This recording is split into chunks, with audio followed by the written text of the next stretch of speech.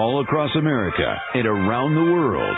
This is Veterans Radio. This is Veterans Radio. Welcome to Veterans Radio. I am Jim Fausone. I'm the officer of the deck today. We've got some great programs for you. I think you'll find very interesting. We always want to remind you can find more about Veterans Radio at its Facebook site or at the web.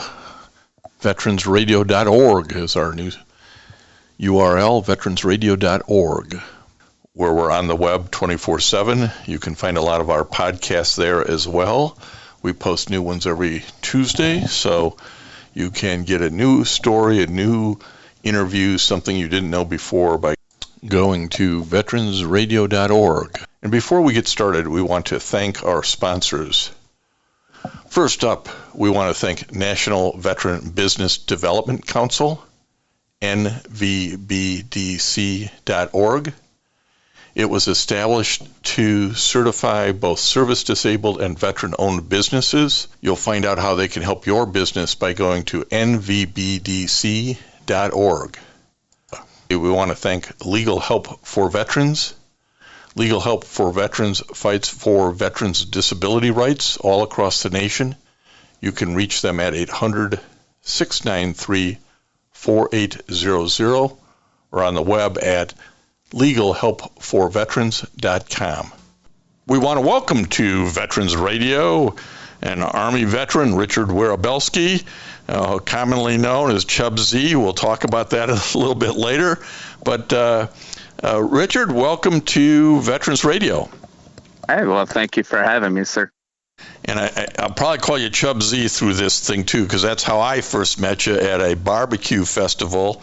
And we're going to get around to talking about that a little bit later. But, Richard, why don't we start with why you joined the military, and you served from 2006 to 2012, but you got some family history. Tell us why you joined. I joined because I lost my dad at a young age, and going through that, I lost my family, and I knew at the time I needed something.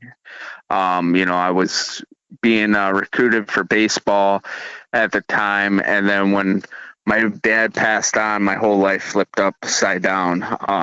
My mom told me that the guy she was seeing was my real father. Come to find out that wasn't the truth. But at the time, I was in high school, and I was really running with the wrong people, and I needed the Army more than they needed me at the time. And that's what got me going into the recruitment office, doing all the testing, and going through that route. And as I said, you had some family history. Talk about your grandfather a little bit. Yeah, my grandfather, he served in Korean War and the Vietnam War as well.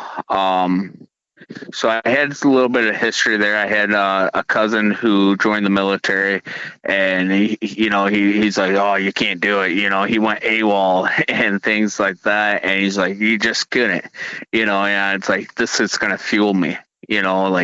People tell me I can't do something, I'm going to do it. Yeah, I think that's like a lot of us these days. We get told, that'll never last, or that won't work, and you got to put the naysayers off to the side. I think that's one of life's lessons that you're passing along here.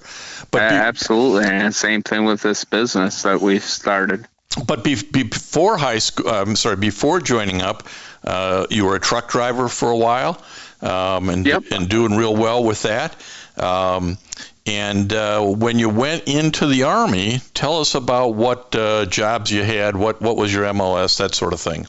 So I was a 92 Yankee specialist. I went in as unit supply, and when opportunity came in for my unit, I did a cross MOS with 31 Bravo, which is military police. And at the time, it was very hard to get promoted into a sergeant slot because of there was no slots for unit supply at the time. Well, that's why you move from one MOS to another to get greater opportunities. Well, one of those opportunities that Uncle Sam said I got for you, hey, I'm going to send you to Afghanistan. So tell us about that rotation. Oh, it was, during the Obama era. And so President Obama. And during that time, we went to Fort Knox. We went to, I'm trying to think, Fort Benning as well, to do our training to deploy overseas. And at that time, I was a truck driver, and it was very hard.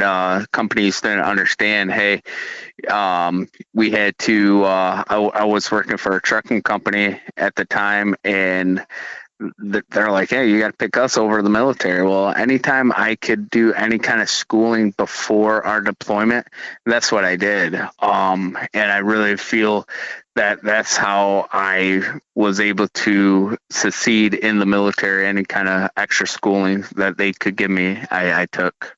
And that's always a hard balance. And I think a lot of employers, when you're in the National Guard or Reserves, don't really understand the commitment that has to be made. Some employers are great about it, others less so.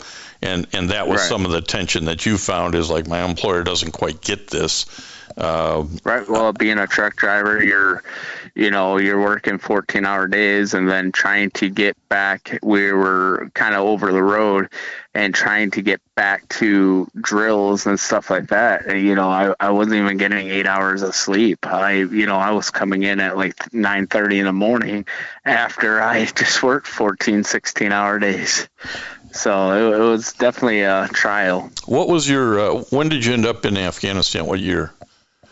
I was in Afghanistan in 2009, or 2008, 2009.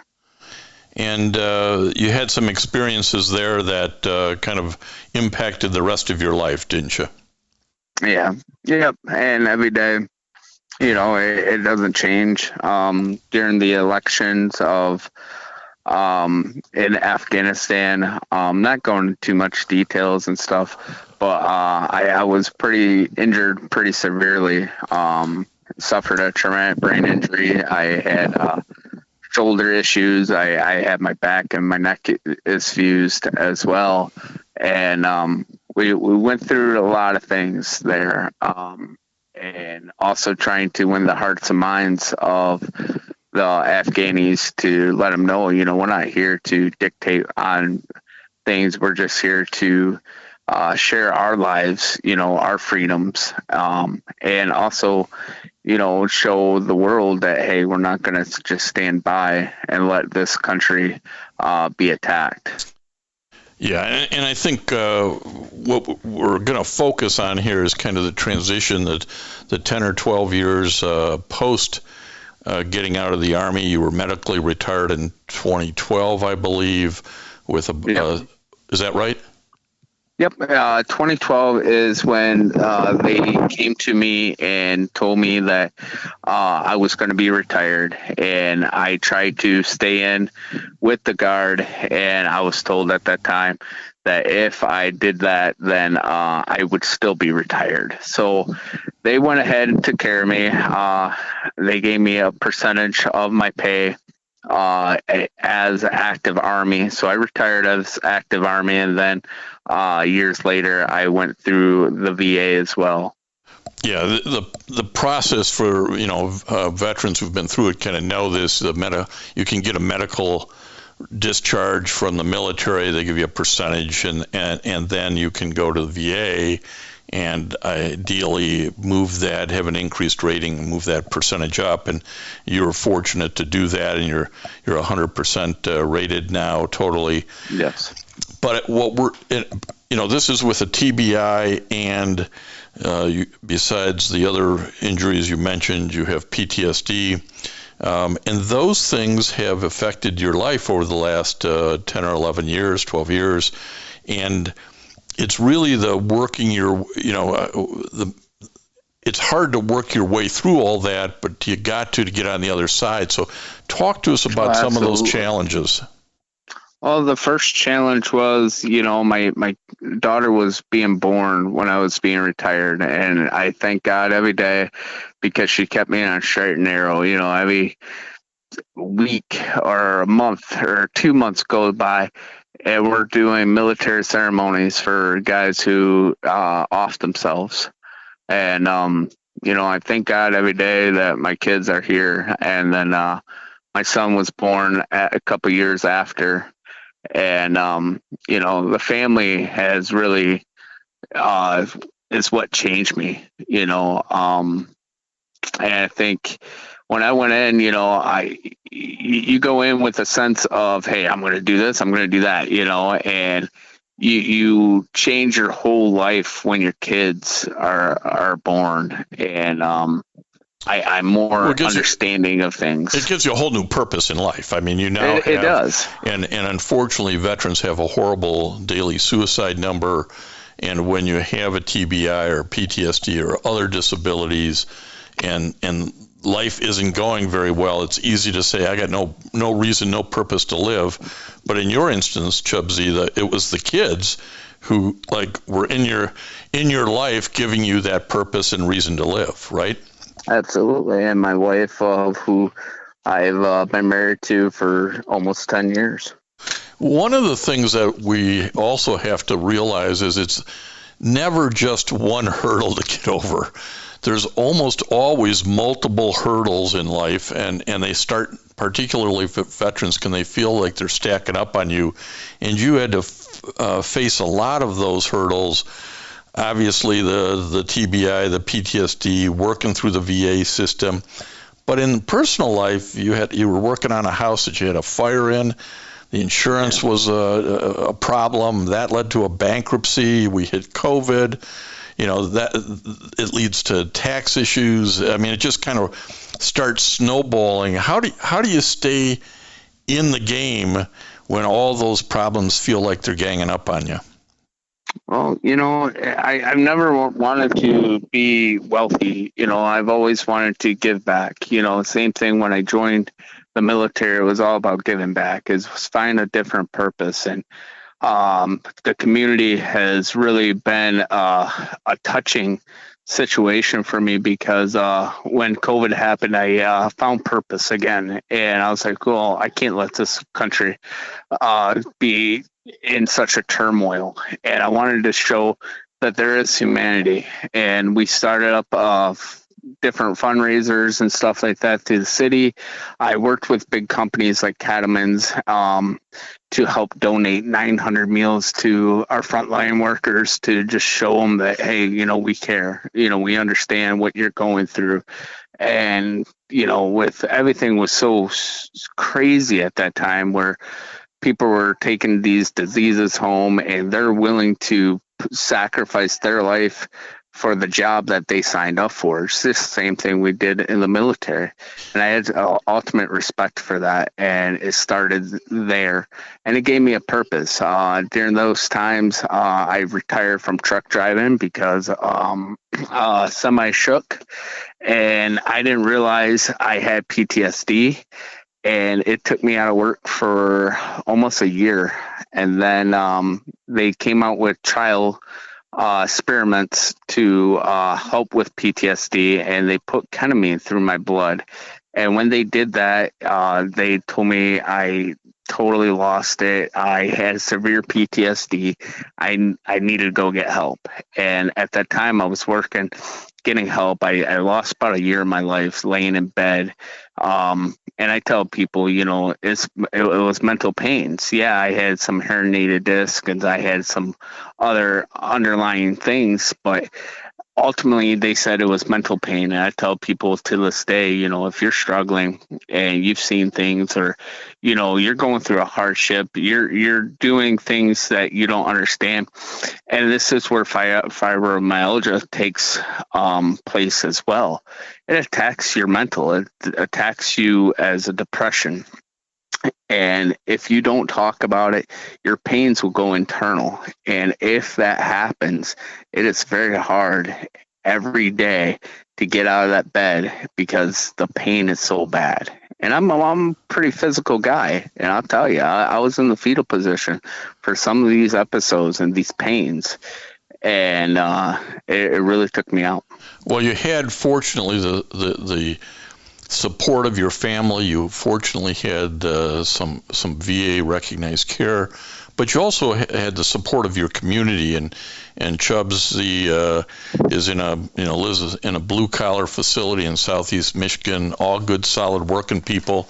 And you kind of mentioned it that you joined the military to have public service. And in COVID, you're recognizing the public service that all these first-line responders and healthcare people are doing, and you started catering meals to them. And that kind of gets us into what you're doing now. So talk to us how that gave you a new purpose to help those other public servants, but also gave you a lot back to the community. Well, first off, you have to be in a position to help others.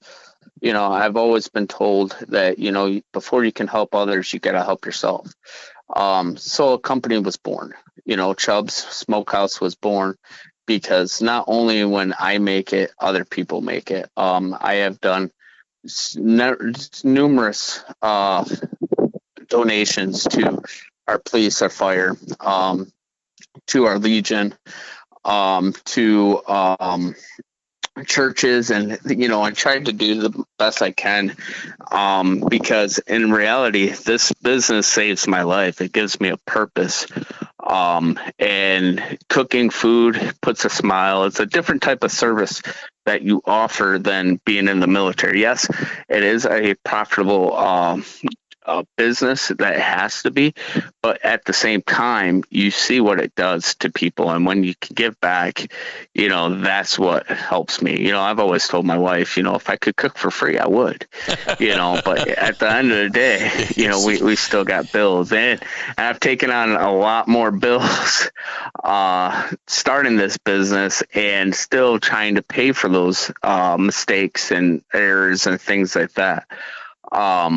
Because it's not the easiest thing to start a business. Well, and that's one of the lessons you've got here to pass along, is that, hey, years ago I was, a truck driver, unit supply clerk, military police, but who the heck did he think he was that he could run a business?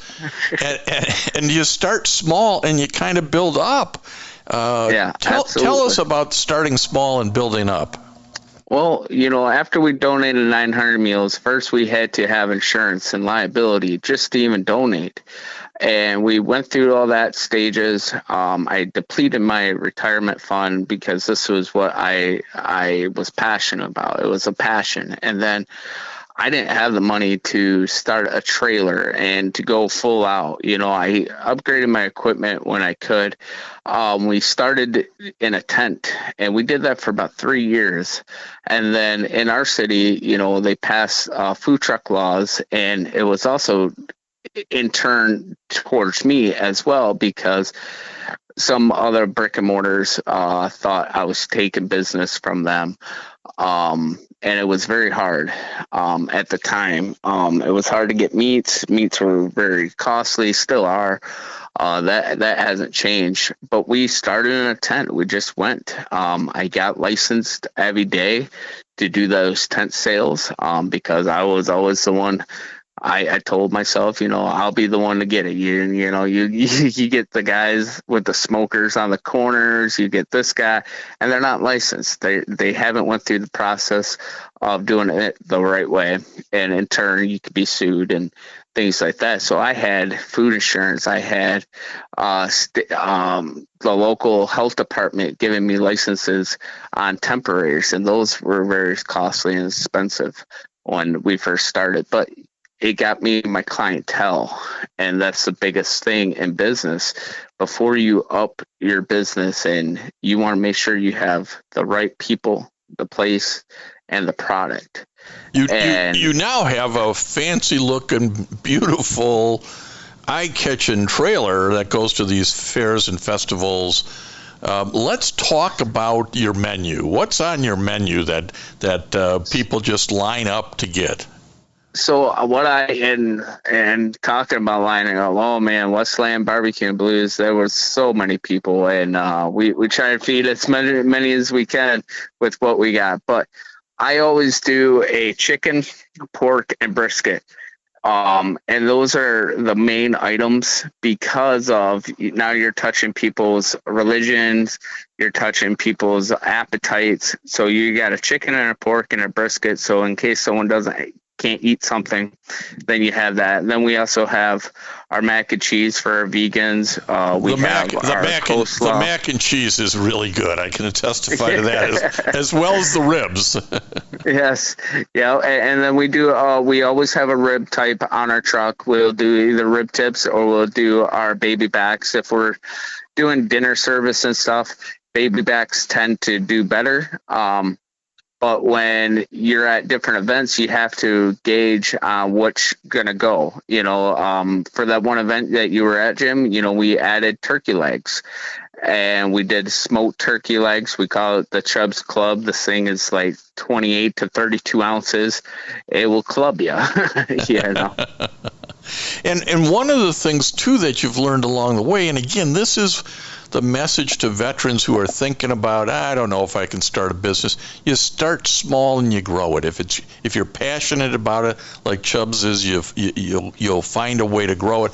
But you also found that fairs and festivals are one thing, as you say, you kind of have to estimate the crowd.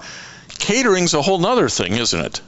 It is. It's a double business. Catering, it is more of a safety thing. So how much you have to cook and how much. When you go into these fairs, you never know. You got 100 people, they'll tell you 200 people and then only 25 people eat.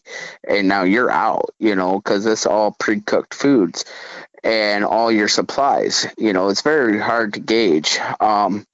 So this was my very first big event where we've paid a vendor fee, as they call it, to show up. And now you're gambling. It's a very, very mathematical equation that you need to put in.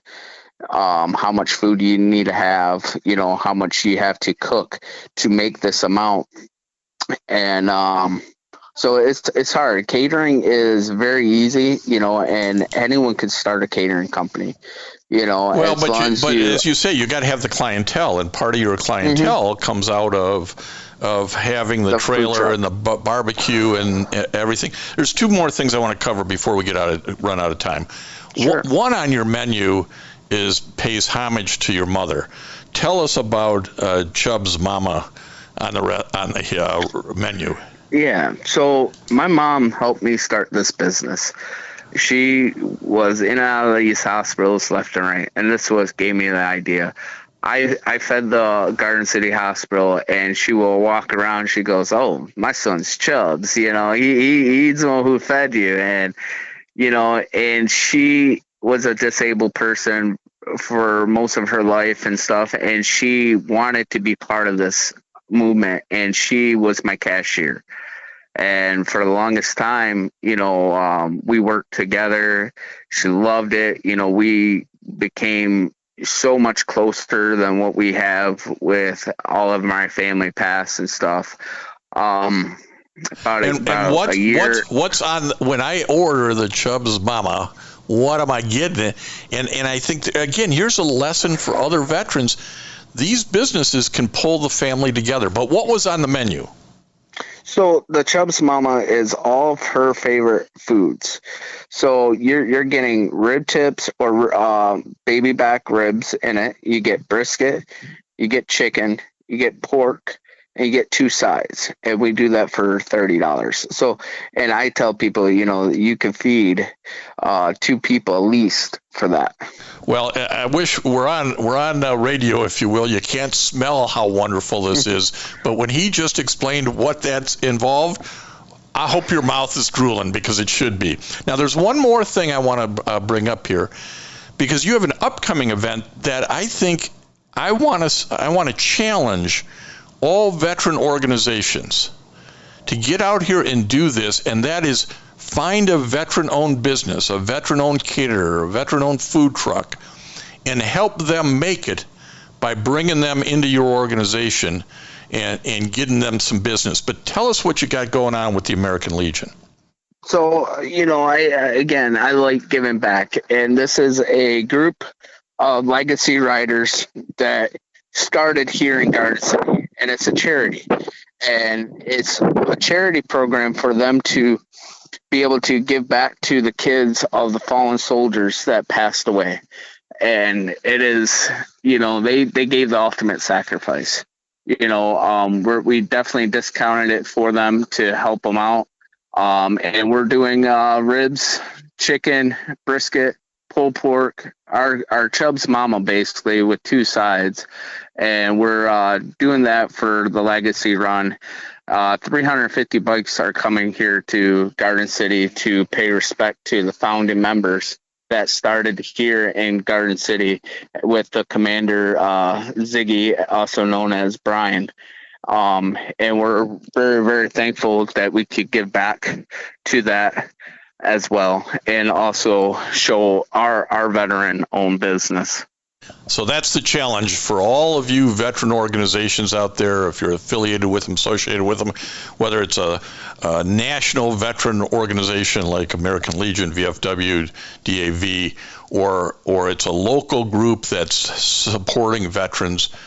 Reach out, take that extra step, find a veteran-owned business, pull them in to be your vendor for the gala or the event or the fun run or whatever it is you're doing, so that you can help guys out like ChubZ who've out there making it a go with their veteran-owned business.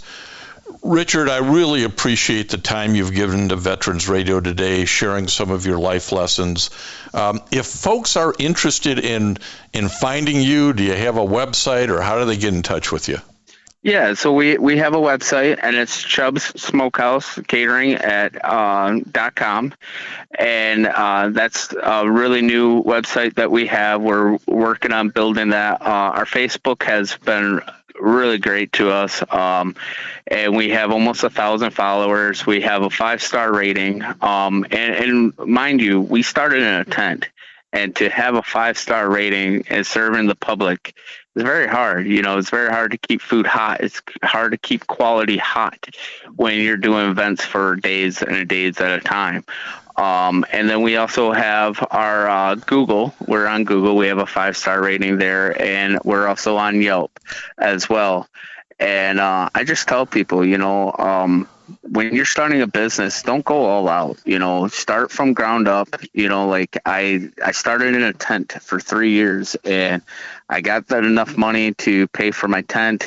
I'm working on trying to upgrade my truck, because I don't know how much longer my truck will keep lasting pulling this thing. But find the clientele. And show your story. It's a great thing when I have mayors and I have state reps and stuff that come to me, and they see how far we've came over 3 years. And all the naysayers, they're like, "Oh, you're never going to do this. It's just a dream. It's just a dream." And I'm sorry, I've put my family through chaos and debt and stuff like this to chase this, but it has given me a purpose, and I need the business more than it needs me. I have to have that. And as you can see, that all that effort is leading somewhere. So I want to make it sure, because it's ChubZ, not S. Chub? Nope, they all. So it's ChubZ. So just like Happy Gilmore, they say ChubZ. So it's just ChubZ. ChubZ. Smokehouse Catering, you'll find it if you Google it. You'll find it on Facebook. You'll find it on all those platforms. But Richard, again, thank you for telling your story and getting some of this wisdom out to our veteran radio listeners. Oh, absolutely. I can't. And I want to thank everybody for listening to Veterans Radio today. I am Jim Fausone. It's been a pleasure to be your host. I'm a veterans disability lawyer at Legal Help for Veterans, and you can reach us at 800-693-4800 or legalhelpforveterans.com on the web. You can follow Veterans Radio on Facebook and listen to its podcasts and internet radio shows by visiting us at veteransradio.org. That's veteransradio.org. And until next time, you are dismissed. If you have a VA claim denied by the Board of Veterans' Appeals, contact Legal Help for Veterans at 1-800-693-4800. They're experts in handling cases before the U.S. Court of Appeals for Veterans Claims. Their number again, 1-800-693-4800. We again want to thank our national sponsors, the National Veterans Business Development Council, NVBDC.org, VA Ann Arbor Health Care System, the Vietnam Veterans of America Charles S. Kettles Chapter, Ann Arbor, Michigan, VFW Graf O'Hara Post 423 in Ann Arbor, and the American Legion Press Corn Post 46, also in Ann Arbor. We appreciate all your support. You can go to veteransradio.net, click on the sponsor level, and continue to support keeping Veterans Radio on the air. And until next time, you are dismissed.